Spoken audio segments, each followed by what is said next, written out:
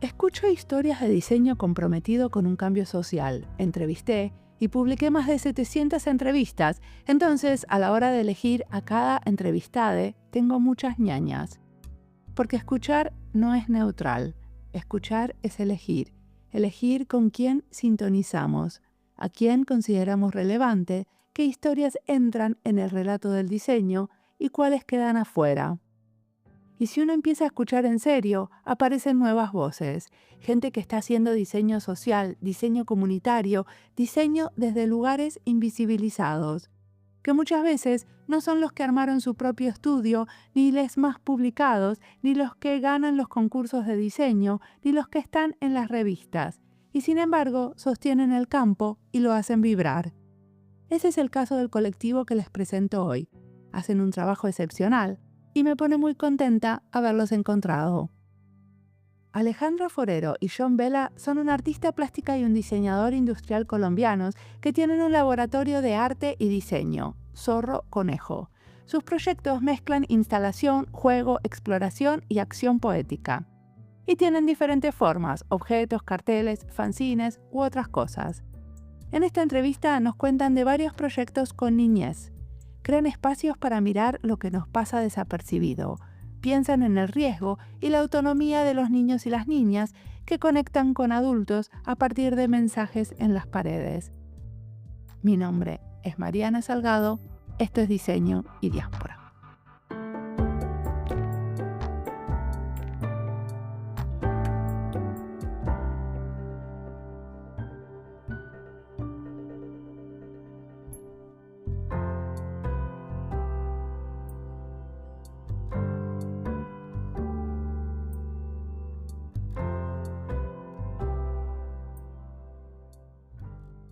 Mi nombre es Alejandra Forero, yo soy artista plástica y visual. Digamos que he comenzado a profundizar en la literatura infantil, en la mediación de la lectura y en los procesos colaborativos de la creación. Mi nombre es John Vela, yo soy diseñador industrial, estoy acabando una maestría en infancia y cultura y tengo, bueno, varios procesos desde hace varios años, sobre todo con comunidades y ejercicios de diseño comunitario. Y decime, ¿qué es esto de una maestría en infancia y cultura? ¿Es en pedagogía o es en diseño? Diseño para infancia. No, aquí en Colombia, digamos que hay como unas versiones, también visiones de las infancias. Hay realmente dos espacios donde puedes como especializarte en este trabajo con infancias y en el caso particular de esta maestría, trabaja desde tres ejes específicos, desde la historia, los imaginarios y las representaciones sociales, que es de donde yo estoy. Hay otras, como otros escenarios que es desde las narrativas infantiles y también desde el desarrollo, ¿no? Entonces, yo en este caso estoy más ubicado desde los imaginarios y las representaciones sociales precisamente para hacer ese enlace con el diseño. No está, sí está, digamos, enmarcado en la Facultad de Educación de la universidad en la que estoy, que es en la Universidad Distrital de aquí de Bogotá, pero sí tiene una visión un poco más amplia, ¿sí? Como desde las miradas de las infancias, de cómo se representan también en los territorios y bueno, va como por ahí la cosa. Perfecto. Y ahora me quieren contar de un proyecto que les parezca que los identifica. A mí me encantaron varios, pero los dejo elegir a ustedes. Pues hay uno que nos gusta mucho, que se desarrolló como en varias fases, que es el maquinorama. Lo desarrollamos bueno, en Leticia, Amazonas, hace ya varios años. Arrancamos, yo creo que hacia qué año, como hacia el 17 más o menos. 2017 más o menos, sí. Entonces comenzamos haciendo unos laboratorios con niños y niñas del territorio, pues de varias zonas de Leticia, donde encontrábamos también como formas. Nosotros tenemos una formación, digamos que no formal, en promoción y mediación de lectura. Hemos trabajado bastante con bibliotecas y aquí pues tuvimos la oportunidad de hacer unas propuestas de mediación también desde otros lugares que no eran el código alfanumérico, ¿no? Que no eran el código escrito. entrando también en unos lugares desde lo gráfico, desde lo visual, desde lo objetual también. Y aquí arrancó como un proceso en el que fuimos pensándonos con varios gestores, con personas que mueven la cultura también allá, y pudimos como ir materializando un espacio ya físico, que fue una sala de lecturas. Aquí quisimos llamarle y ponerlo en plural, también pensando en esos diferentes lugares que tiene la lectura, ¿no? Porque a veces hablamos de sala de lectura desde un también muy colonizado, ¿no? Desde esa única manera que hay de leer, de esos objetos que únicamente se leen, y pues aquí quisimos darle como un poco más de pluralidad. Entonces ahí arrancamos con unos encuentros. Nosotros pues vivimos en Bogotá, en el centro del país, en el centro de Colombia, y pues no viajábamos periódicamente a encontrarnos con niños y niñas. Pues cada vez se hacía, había como una relación un poco más genuina, más tranquila con las familias, con las personas, había más confianza, y pues al final pudimos llegar a este espacio también que se materializando desde el diseño, ¿no? Desde la construcción, desde la fabricación. Y pues tuvimos unos encuentros que ya trascendían como este espacio de mediación, y ya recibíamos como este feedback de las comunidades para poder construir. Pero perdón, ¿lo que construían era el espacio para las lecturas o estaban construyendo algunas maquetas sobre lo que leían y algunos personajes? ¿Qué era lo que se construían? En el marco de los laboratorios, lo que fuimos, digamos que desarrollando o construyendo con la comunidad era más allá, pues, que de maquetas, era más bien como unas experiencias. Con ellos íbamos consolidando como unas experiencias que desde claramente la pregunta por el interés puntual de ellas y ellos, ¿no? Por también, por ejemplo, que querían, necesitaban. Digamos que Leticia es un territorio en Colombia, digamos que tiene unas características particulares en términos de, por ejemplo, pluralidad cultural, ¿no? Porque hay comunidades étnicas, pero también, pues, digamos que tiene una concentración de personas extranjeras fuerte también, o sea, como que hay un conjunto de personas que en ese encuentro, digamos que lo que fuimos haciendo fue como descubriendo en colectivo esas necesidades que habían para generar ese espacio. O sea, había una intención puesta y era como necesitamos o queremos más bien un espacio porque pues no hay muchos en este lugar donde podamos ir. Uno, mucho surgía eso desde los niños a jugar, dos, a leer, tres, como a encontrarnos alrededor. Puede ser del dibujo, pero también puede ser de la mediación de la lectura, pero también incluso simplemente para sentarnos a leer o donde las familias y las personas adultas se pudieran encontrar con los niños. Entonces, desde ese, como desde identificar esa necesidad que había, ¿no? También como un poco ese anhelo que tenían, pues nosotros lo que fuimos haciendo en los laboratorios fue más que maquetar, como ir encontrando qué posibilidades habían desde el objetual también.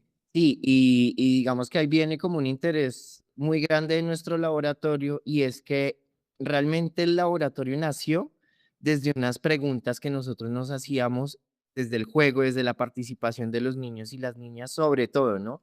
Todo arrancó desde ahí, y creábamos dispositivos, artefactos, objetos que eran un poco, a veces nosotros pensamos que son objetos como que son obvios en su uso, pero si los llevamos a un escenario simbólico, tienen mucho impacto en las narrativas de los niños y las niñas. Por ejemplo, nosotros hacíamos al principio unas máquinas para dibujar, o hacíamos máquinas para hacer microdibujos, que eran dibujitos de 1 centímetro, 2 centímetros, y pues tú puedes simplemente utilizar una lupa o algo, pues digamos, muy fácil para hacerlo, pero nosotros diseñábamos todo un artefacto para que los niños pudieran entrar como en esta dinámica de que efectivamente estaban construyendo algo a partir de ese artefacto que les entregábamos. Entonces, digamos que partiendo de ahí, nosotros hacíamos como este encuentro con las comunidades, diseñamos muchos artefactos así, un poco descabellados, puede llamarse, desde el imaginario de los niños y las niñas, y todo esto fue como consolidándose en un grupo de objetos que al final dijimos, esto debería ser un espacio que los pueda albergar a todos ahí. El proyecto duró 2 años. Entonces arrancamos en 2017 y, ya como, a final de 2019 pudimos lograr, la sala de lecturas, que fue ya un espacio físico en una parte, pues, ya puntual de pues, no es tan adentro en la selva, pero sí estaba en un espacio, con bastante vegetación, con bastantes animales, entonces era muy divertido también poder jugar en ese lugar. ¿Y cómo le daban cabida a los animales en todo esto? ¿Podían entrar los animales al espacio este? No, hasta ese punto no, Ujú. pero sí siempre ha sido muy importante como ejercicio de diseño la contemplación, la observación, sobre todo desde las infancias. Ahí los niños y las niñas son personas muy sensibles a, por ejemplo, el sonido, a los insectos, al vuelo, a mirar hacia arriba, cosas que no pasan cuando uno es adulto y está lleno de ocupaciones. Entonces, aquí digamos que el papel que jugaban era más como ese escenario de contemplación en el cual podíamos invitar a alguien, oye, ¿y tú te has fijado, por ejemplo, en este personaje que está todos los días trepando los árboles y de pronto para ti ya es tan cotidiano que está pasando desapercibido? Entonces comenzábamos a dibujar, comenzábamos a escribir historias sobre ellos y pues de esa manera se vinculaban. Hay también como un reconocimiento, ¿sabes? Como que todo esto también como de la colonización de muchas comunidades en Colombia, no sé, me imagino que en muchos lugares del mundo, de alguna manera lo que ha hecho también es como que pues no puedan reconocerse en ese espacio con lo que también hay en su entorno, ¿no? Entonces era bien importante que los niños y las niñas se encontraran con ese paisaje y con ese lugar en el que vivían, ¿no? Nos pasó mucho, de hecho, con los artefactos que hicimos y, por ejemplo, con las representaciones gráficas de los niños, y era que, pues, era muy occidental todo, ¿no? A pesar de que vivían en ese lugar donde, pues, efectivamente, su occidente era otro, ¿no? Desde todos los lugares, ¿no? Pero la representación de ellos era la misma que los niños tienen, por ejemplo, en Bogotá. Entonces sí hubo como unos diálogos y hubo también, como siento yo, que en ese ejercicio una transformación de las preguntas que nos hacemos en colectivo con los niños y las niñas, de pues en qué lugar vivimos, rodeados de qué estamos, ¿sí? Como eso que también tiene que ver con la identidad y que a veces, pues por muchas razones que sabemos suceden, sobre todo en los países del sur global, pues los niños y las niñas a veces pues no están de cerca o no hay un reconocimiento más allá. Ellos lo saben claramente, pero pues digamos que desde su entorno adulto a veces pues no hay cabida para ello. Entonces como que eso estuvo muy interesante descubrir como esas estéticas otras que existen en ese territorio, ¿no? Como el reconocimiento, como dice John, desde un ejercicio de escucha, contemplación, pues que efectivamente esos otros seres no humanos con los que ellos viven, pues no son los mismos que siempre se han representado, ¿no? Y que de verdad, pues son distintos y hacen parte de su dinámica cotidiana, bueno, eso, desde ese lugar. ¿Y hubo alguna escena así con los chicos que los descolocó por completo y les reveló, ah, bueno, acá hay algo de mi propio prejuicio adulto, de mi propio miedo, que vos digas, bueno, esto no nos lo esperábamos? Sabes que hay algo muy puntual, sobre todo que sucede en el centro del país y sobre todo en ciudades, digamos, más urbanas, y es el tema del riesgo. Cómo se asume el riesgo en las infancias y cómo algunos espacios, algunos escenarios que, digamos, son más rurales o se encuentran más en la periferia digamos, del país o incluso en las mismas ciudades, en la periferia de las ciudades, que nos ha pasado ya con algunas comunidades, es como los niños y las niñas asumen el riesgo y asumen también algunos encuentros con el espacio que para nosotros, como tan citadinos, nos cuesta entender. Entonces, el hecho de que los niños se suban a los árboles o incluso el mismo uso de las herramientas para fabricar, porque para nosotros siempre es fundamental que los niños y las niñas participen en la construcción de lo que hacemos, ¿no? Si hacemos, por ejemplo, un nicho, si hacemos algún escondrijo en el cual vamos a jugar, los niños y las niñas deben construirlo también. Entonces, hay una autonomía desde el cual nosotros también sentimos que hay como dos lugares también, y es como el adultocentrismo, ¿sí? En el cual decimos, yo siempre tengo que entregarte la información, yo tengo que entregarte la forma de usar las cosas. Y cuando nos encontramos con estos niños tan autónomos, tan conocedores también como de su mismo cuerpo, del espacio, no sé, el hecho de saltar desde lugares demasiado altos, a nosotros nos cuestionaba mucho. Por ejemplo, solo el hecho de estar descalzos caminando sobre tierra, sobre piedras, para nosotros al principio era muy cuestionable, después ya nosotros éramos los que andábamos descalzos junto con ellos. Ese tema del riesgo es algo que nos ha ayudado mucho también a preguntarnos incluso aquí en la ciudad y en los espacios públicos donde hacemos las intervenciones, porque nuestro laboratorio, digamos que arrancó siendo eso, una pregunta por el espacio público, ¿no? Y cómo lo habitamos. Entonces, creo que haya habido como, ¿cierto? Como el mayor, como la mayor lección que hemos tenido de estas comunidades de niños. ¿Y hubo algún momento en que la propuesta de los niños los obligó a cambiar la dirección del proyecto original? Sí, hay como unos componentes o como unos lugares de la instalación que hicimos. Además, porque te cuento, nosotros partimos también el material que se utilizó, varios de estos materiales eran reutilizados, no los llamamos reciclados, reutilizados, porque allá a Leticia, bueno, hay unos lugares donde llega mucho material de construcción, llega material donde, bueno, en esa época incluso estaban grabando una película, bueno, de una gran plataforma que conocemos, que casi todos usamos, y en ese momento había quedado mucha escenografía, muebles viejos, cosas así que se podían utilizar.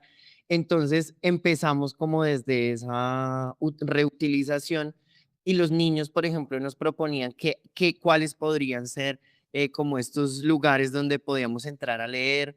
Había una parte muy interesante que a nosotros nos gusta usar y es como hablar a través de una manguera o a través de un susurrador para que el otro que está en otro lugar, que no te puede ver, pueda escuchar tu voz. Los niños se trepaban, se colgaban, empezaban como a cambiarnos un poco esa dinámica. Y sí, digamos que esto fue como un gran ejemplo para decir, oiga, nos toca repensar lo que habíamos propuesto inicialmente, como estos lugares donde se habla a través de una manguera o a través de algún elemento, un tubo, y los niños puedan escuchar en otro lugar. ¿Y cómo manejan eso de la responsabilidad de intervenir culturalmente, pero sin imponer una estética externa? ¿No? Porque a uno le sale como inconscientemente eso de esto me gusta, esto no me gusta. Y los chicos supongo que tienden a acomodarse si uno dice algo así. Y digamos que yo siento que sentimos que eso es un diálogo permanente, porque sí hay algo de lo que partimos siempre y es que nosotros nos hacemos parte del grupo, es decir, digamos, estamos en un ejercicio en el que estamos construyendo en colectivo, nos hacemos parte del grupo y en esa medida ponemos sobre la mesa también lo que nosotros, digamos, con lo que nosotros venimos, ¿no? Que es un poco más allá de lo que quisiéramos imponer. Con esto venimos, ¿no? Como qué tal si esto y esto. Particularmente, pues, digamos que en ese proyecto y bueno, en otros, lo que tratamos de generar es como, bueno, en un principio es como esto de escuchar, de poder también recoger, documentar, tratamos de ser pues como juiciosos en nuestro ejercicio de poder documentar, o más que eso, pues registrar como todas estas voces, ¿no? Sean niños, niñas, adultos, jóvenes, y como en un ejercicio también de devolución, compartir esto que surgió en colectivo, ¿no? Como que ahí ya hay un momento en el que, bueno, esto, por ejemplo, ellos mismos igual también lo pueden decir, como, ¿qué tal esto no funciona tanto? O esto puede ser, o qué tal si más bien, porque siempre es como, no, no, más bien esto, más bien sí, como que siempre hay una necesidad de que surjan nuevas ideas o de que como allí o que de alguna manera emergen como otras posibilidades y pues yo siento que no siempre se logra, ¿no? Como que es complejo, pero hay un intento y una insistencia fuerte de parte nuestra en que haya un diálogo, es decir, como que si bien no sea una imposición, tampoco sea digamos que algo que simplemente nazca de ese grupo, sino que se converse en colectivo, ¿no? Y pues ahí hay muchas tensiones, ¿no? Porque pues los acuerdos no son fáciles, porque claramente pues digamos que no todos estaríamos de acuerdo, sobre todo desde lo estético, particularmente en Leticia invitamos a un artista a que hiciera parte del proceso, a un artista externo, y él también hizo una propuesta, porque bueno, digamos que también era en el marco como de un espacio de encuentro grande con otros artistas, entonces como que también hubo un interés por la comunidad de ver lo que hacía el artista, les pareció, o sea, casi que él también mostró lo que él hacía, y ahí hubo como unos diálogos que nos permitieron también como llegar a unos acuerdos. Pero siempre es complejo, hay muchas tensiones en el hecho de no imponer, sino de verdad poder escuchar y conversar sobre ello. Siempre sobre la confianza. Creemos que estos espacios, nosotros tenemos una forma de ver nuestro trabajo y es que somos cómplices del juego de los niños y las niñas. Y en la medida en que las comunidades o los grupos de niños y niñas encuentran adultos que apoyan sus formas de jugar o que de pronto viabilizan también esos lugares de juego, pues se establece una confianza y hay como un diálogo un poquito más horizontal, ¿no? Del que hay normalmente. Entonces, creemos también que desde ahí se pueden lograr como una tranquilidad, porque como tú decías, muchas veces los niños le dicen al adulto lo que el adulto quiere escuchar, ¿sí? Entonces, como que cuando se gana esa confianza, esa tranquilidad en el espacio y también pues hay unos encuentros frecuentes, hay como una tranquilidad ya de decir, oye, es que yo quisiera que la cosa no fuera así, sino de esta otra manera.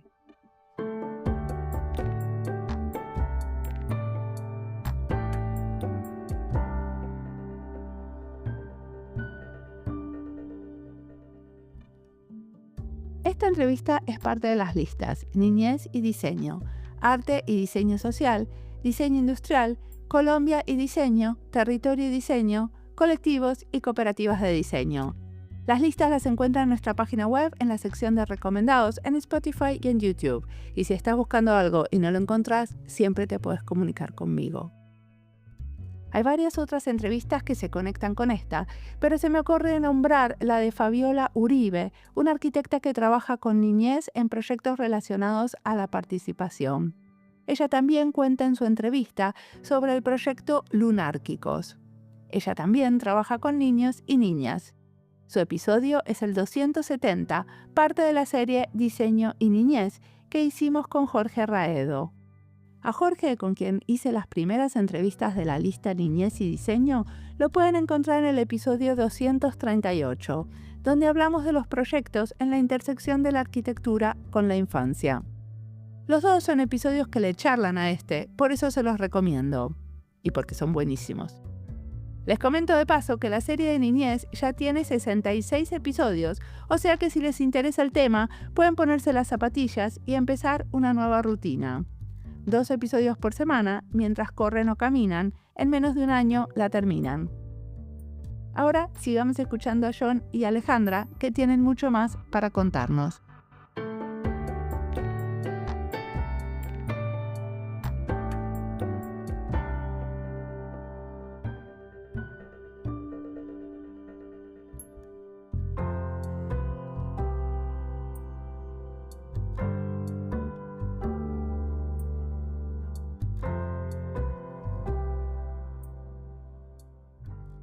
Bueno, yo vi que algunas de sus intervenciones terminan en un fanzine, ¿no? Entonces, ¿cómo deciden en qué termina? ¿Eso también es algo que se negocia con los niños y las niñas? En ocasiones sí, en ocasiones responde más a un ejercicio de documentación, es decir, cómo lo podemos registrar y sobre todo lo podemos circular.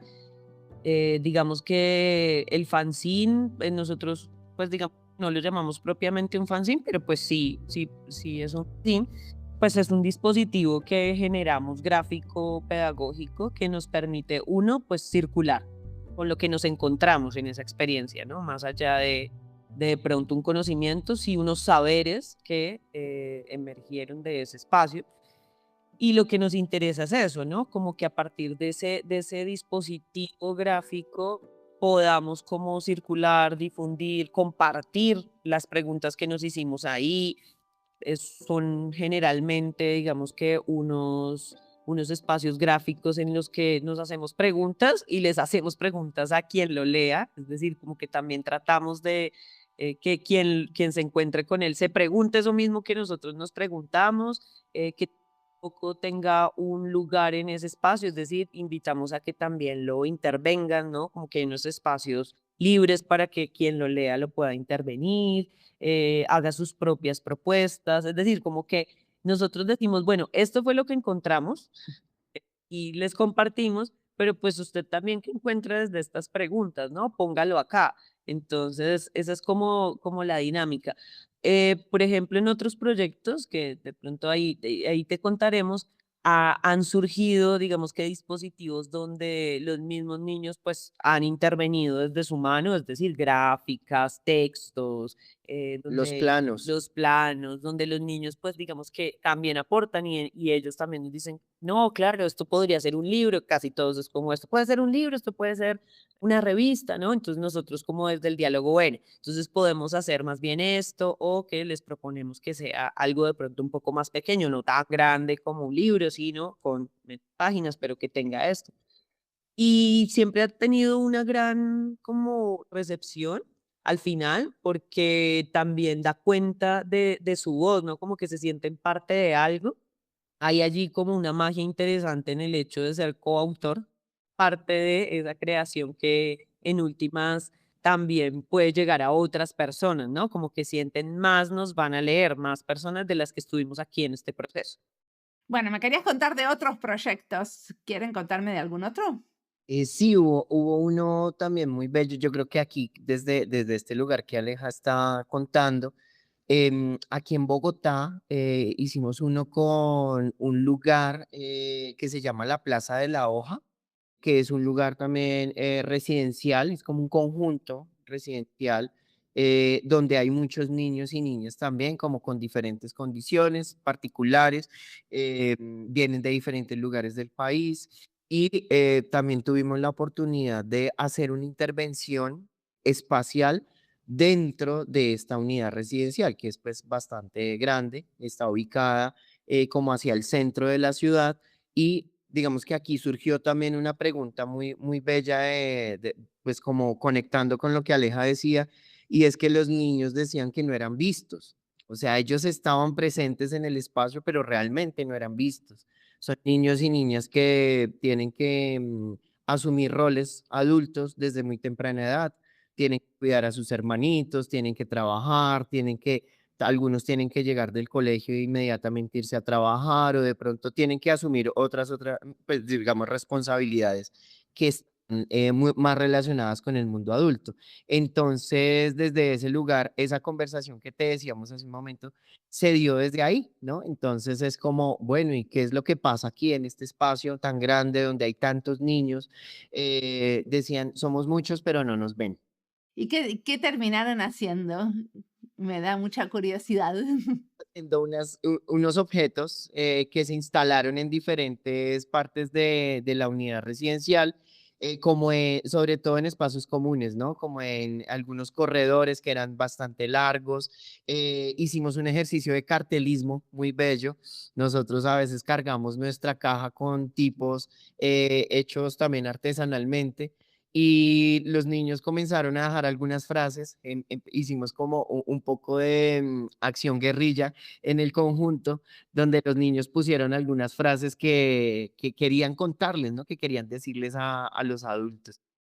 Había algo importante, pues, que para que entiendas también como la dinámica del cartelismo, y es que había una dinámica de agresión interna en las paredes. O sea, yo sé que esto seguramente pasa en muchos lugares del mundo y es como que dejan mensajes escritos en la pared muy fuertes para los otros y las otras. Y lo que hicimos con ellos fue que los tapábamos con los carteles. Entonces, por ejemplo, escribían cosas como, yo quiero a mi mamá y a mi papá, o otros como preguntas como, bueno, ¿qué tal si más bien bailamos? Sí, como porque, por ejemplo, habían unas conversaciones muy interesantes de lo que pasaba al interior. Entonces, como por ejemplo, pues dinámicas de agresión verbal, ¿sí? Como ese tipo de cosas. Y como, bueno, entonces, ¿qué tal si más bien bailamos? Entonces, preguntas así que quedaban escritas por ellos en la pared y que pues con ellos nos fuimos a pegarlas es un lugar bastante grande. Entonces, fue interesante ver también a través del ejercicio de instalación de estos artefactos u objetos para escucharnos, para casi todo tuvo esa dinámica, ¿no? Como en esa pregunta de ser vistos como un artefacto para escuchar al otro, ¿no? Que como te decía John, son objetos que tienen un uso obvio, es decir, como que podemos lograrlo sin necesidad de ningún otro artefacto u objeto, pero justamente en esa necesidad de que exista es donde el objeto, pues, o el artefacto, como nosotros los hemos denominado, adquiere un valor, ¿no? Y es que es un mediador realmente. El artefacto se convierte en un mediador, pues, para que sea evidente esta acción, en este caso, el escucharnos, el vernos, ¿no? Eso. Uno de los mecanismos que ustedes usan mucho es el juego para conectar con los niños y las niñas, para armar diferentes proyectos. ¿Quieren contarnos de algo con mucho juego? Sí, pues realmente para nosotros el juego es todo. El juego es, como lo hemos llamado en nuestros encuentros también, el juego es el principio del fin. Por ejemplo, en La Fuga, en la Fundación Gilberto Alzate, Avendaño, aquí en Bogotá, que tuvimos la toma de un espacio público que se ha ido como recuperando para los peatones.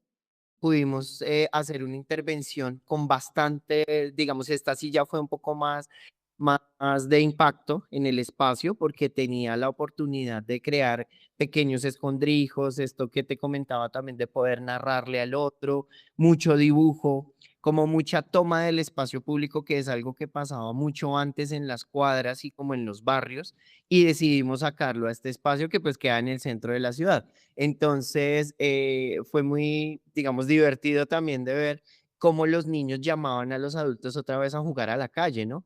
Y entonces aquí, por ejemplo, el hecho de esconderse para nosotros es vital crear el lugar para esconderse y para ocultarse, ¿no? Entonces, para poder jugar a encontrarnos, pero también a algunos niños les gustaba encontrar unos espacios dentro de la calle, que es algo que no pasa usualmente, donde fue refugio, ¿no? Un refugio para recopilar piedritas, para acopiar palitos, ¿sí? Y al final de toda esta intervención que duró más o menos una semana, 2 semanas, tuvimos la oportunidad de encontrar muchos, como muchos tesoros que los niños iban recogiendo. Entonces, claro, cuando tú levantas, cuando tú recoges todo, encuentras escritos de los niños, encuentras, hay como un ejercicio muy como casi arqueológico, ¿no? Encontrar estos objetos que los niños iban dejando, te van haciendo regalos también, ¿no? Entonces es como dejar todo el rastro del juego, de todo lo que fueron, por ejemplo, una semana, 2 semanas de juego. Cuando tú levantas, encuentras como todo el rastro, el hecho de dibujar sobre el piso, sobre todo en un lugar que se ha visto como inmaculado, ¿no? Tú sabes que normalmente el centro histórico es un lugar que no se toca, ¿sí? Porque está con los museos, con las bibliotecas, con todos estos espacios de pronto que no se alteran tanto. Nos pasó en Ludantia, que también hicimos aquí una intervención en el Museo de Arquitectura de la Universidad Nacional, donde también las dinámicas son muy tranquilas, muy calmadas, y llevamos una cantidad de objetos que como que trascienden también esas dinámicas, y los niños y las niñas comenzaron a jugar, correr por el espacio. Tú sabes, pues hay rampas, los niños subían, bajaban, cargaban, se tomaban muy en serio también este ejercicio de construir, ¿no? En el espacio. Y nosotros como, digamos, un poco esto, el ejercicio de mediación que hacemos también es como entender que la biblioteca, el museo también es espacio público y los niños y las niñas se lo toman desde ese lugar también, ¿no? Son ciudadanos que usan esos espacios. Entonces el juego se convierte más que en una estrategia o una herramienta, se convierte en nuestro único lenguaje, ¿sí? El juego para nosotros es ese lenguaje en el que podemos comunicarnos tranquilamente y pues básicamente, encontrarnos. ¿Y quién financia este tipo de proyectos maravillosos que hacen? Nosotros nos movemos desde muchos lugares para financiarlos. Uno, digamos que la fuente más importante son los portafolios distritales y nacionales que hay para cultura, ¿no? Digamos que Colombia tiene un portafolio grande, que es el del Ministerio de las Culturas, las Artes y los Saberes, y el portafolio distrital, ¿no? Que en este caso es más de la Secretaría de Cultura de Bogotá. Y lo que hacemos es generalmente, pues, pasar proyectos, ¿no? Como a este portafolio de estímulos, que es como un poco tú pasas un proyecto y pues te otorgan un estímulo por ese proyecto. Hay unas categorías, ahí pues digamos que está muy bien organizado por disciplinas, categorías y pues nosotros aplicamos a los que veamos pues son los más pertinentes a lo que nosotros queremos proponer. Eso es una gran fuente en la que nosotros nos hemos logrado financiar.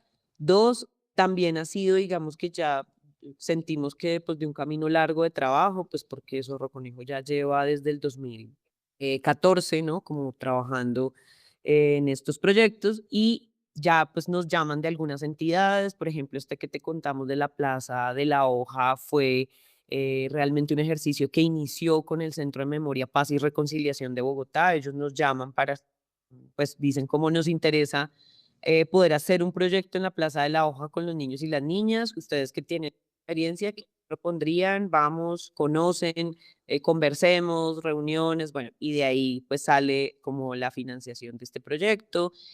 Por ejemplo, en el caso de Leticia fue también a través de una organización sin ánimo de lucro que hay en Colombia, que es Habitat Sur, el sur pues del país, y así como que realmente cajas de compensación que nos llaman y como miren, nos interesaría hacer esto en tal lugar del país, ¿qué tal les suena? Y de lugar, pues hemos logrado, y al inicio realmente mucho, y sigue pasando, desde nuestros propios recursos que a veces también sumamos a ello, ¿no? Como que, bueno, listo. En ese sentido, pues la autogestión también ha atravesado nuestra experiencia. Decime, ¿y qué cosas nos recomiendan leer, mirar, jugar, escuchar? ¿En qué se inspiran ustedes que quieren recomendar?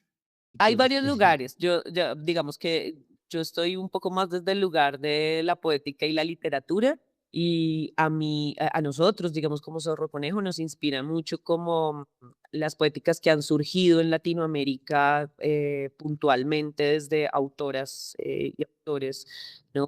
Chilenos, argentinos, por ejemplo, María José Ferrada, ¿no? Como su visión también de lo que es encontrar narrar las infancias, que eso nos parece muy bello realmente, muy poético, muy genuino, ¿no? Digamos que muy, muy fuera del estereotipo, sino más bien muy desde el cuestionamiento con el encuentro con las niñas y niños. Entonces, es como de ahí, desde esas poéticas, puntualmente ella, por ejemplo. Y digamos que también han surgido, bueno, personas como Jorge Luján, por ejemplo, que también ha participado en laboratorios de creación con niños y niñas, Javier Naranjo en Colombia, que de hecho tiene un laboratorio precioso de participación con niños y niñas, y desde ahí surgen distintas poéticas, ¿no? Como muy desde poética genuina con las niñas y los niños en Colombia y pues, digamos, en Latinoamérica. Arturo Escobar también lo leemos mucho, nos gusta mucho, pues además porque bueno, es de aquí del país, tiene una mirada muy, muy centrada también en las comunidades, entonces nos inspira mucho también como desde estas prácticas del diseño, particularmente Clara Eslava, que es de otro continente, pero nos inspira mucho también como desde estas miradas tan abiertas y tan amplias de las infancias, ¿no? Como que podemos decir, aquí hablamos de lo simbólico en el espacio, pero también de los objetos, también hablamos de las posturas corporales que para nosotros son importantísimas en el momento de diseñar para los niños y las niñas. Entonces hay como diferentes, como también de este investigar alrededor de las infancias.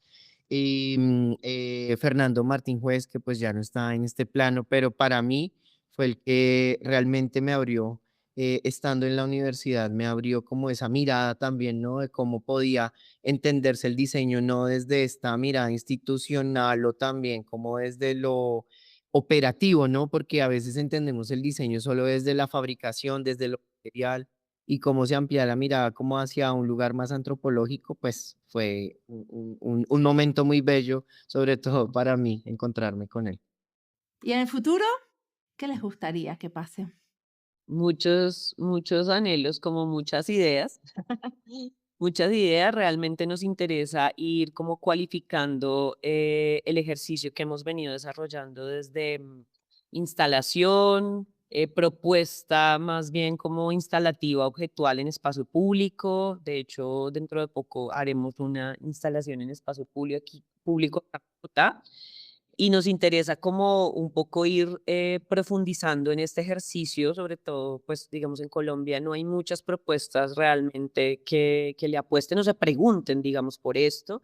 Más bien hay desde un lugar de acciones, hay un lugar también como muy desde generar experiencias, pero nos interesa también como la pregunta fuerte por el espacio público y la instalación en ellos. También por ahí una propuesta de un libro, entonces estamos pues en la revisión también, estamos como acopiando información. Muchas veces se nos han acercado sobre todo espacios académicos formales, sí, universidades, algunas facultades de diseño, de educación que quieren como tener acceso a algunas de nuestras, pues de las metodologías que hemos desarrollado. Entonces nos hicieron el año pasado una propuesta para un libro, entonces estamos en eso.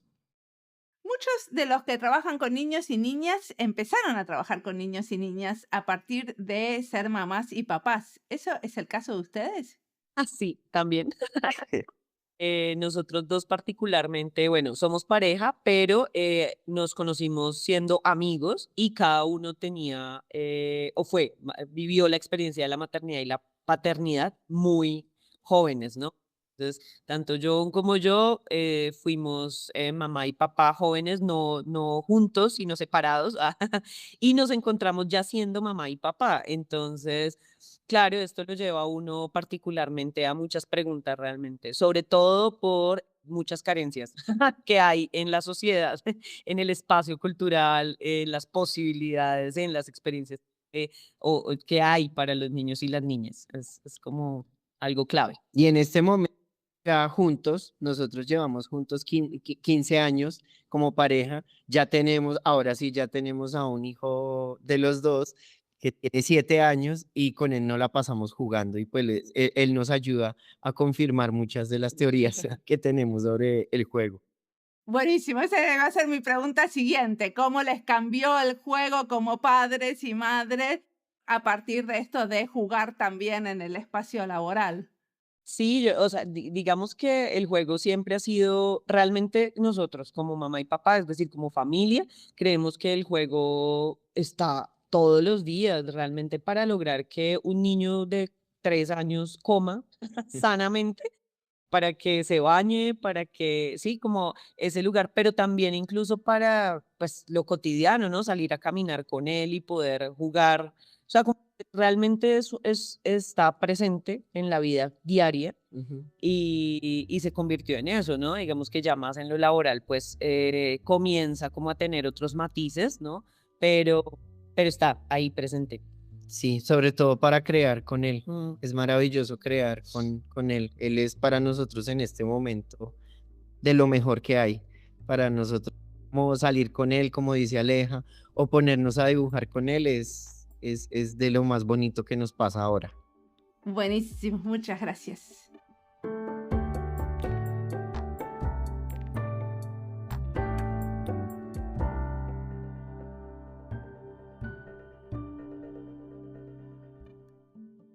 Los adultos nos incomodamos cuando el juego se sale del carril. No cuando el niño o la niña no entiende, sino cuando entiende demasiado. Cuando decide dónde leer, desde qué altura saltar, qué objeto sirve y cuál no. Ahí el riesgo deja de ser peligro y pasa a ser la pregunta: ¿de quién es el miedo que aparece? Pero John y Alejandra no se incomodan y no tienen miedo de darle lugar a las niñas y los niños con los que colaboran. En estos proyectos, las niñas usan herramientas, andan descalzos, miran insectos durante minutos y hay juego. Lo que cuesta no es acompañar, sino correrse un poco y aceptar que no estamos al mando. También aparece la idea de que nada está terminado, ni la sala, ni el fanzine, ni el objeto, ni los carteles en las paredes. Todo queda medio abierto, medio en uso. Las niñas escriben y proponen, rompen, construyen. El espacio público se desordena y se crea otra forma de estar juntos. El juego no es una herramienta, sino una amenaza que nos recuerda que el museo, la biblioteca, la ciudad entera podrían ser otra cosa si alguien se animara a ponerlos en juego. me quedan resonando la pregunta: ¿qué pasaría si el museo, la biblioteca o la calle aceptaran ser usados así, sin tanto control, y no se pensara desde los adultos? Como siempre, la música del podcast es de Antonio Zimmerman. El diseño de sonido es de Julián Pereira. Este podcast está publicado con licencia creativa común con atribuciones. Esto fue Diseño y Diáspora. Pueden seguirnos en nuestras redes sociales en YouTube, Instagram, LinkedIn y Blue Sky, o visitar nuestra página web diseñoydiaspora.org.